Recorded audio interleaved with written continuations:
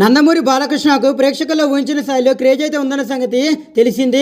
Corona మొదటి wave తర్వాత senior హీరోలు వరుసగా 3 విజయాలతో హ్యాట్రిక్ సంతా చేసుకున్న హీరో బాలయ్య మాత్రమే కాక సీనియర్ హీరోలు ఎవరు కూడా ఇప్పట్లో ఈ రికార్డును అయితే బ్రేక్ చేసే అవకాశం అయితే లేదని కామెంట్లు అయితే వ్యక్తమవుతున్నాయి. బాలయ్య ఇప్పటి వరకు 108 సినిమాలలో నటించారు.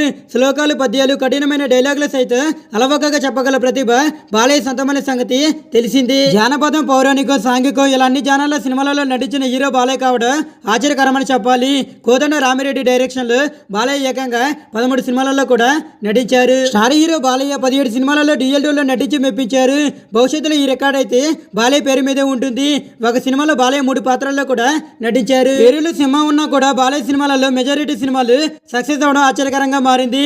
భవిష్యత్తులో దర్శకుడిగా మారాలని బాలయ్య భావిస్తుండగా ఆ కోరిక నెరవేరుతుందో లేదో చూడాలి. రాజకీయాల్లో బాలయ్య చెరగని ముద్ర అయితే వేశారు.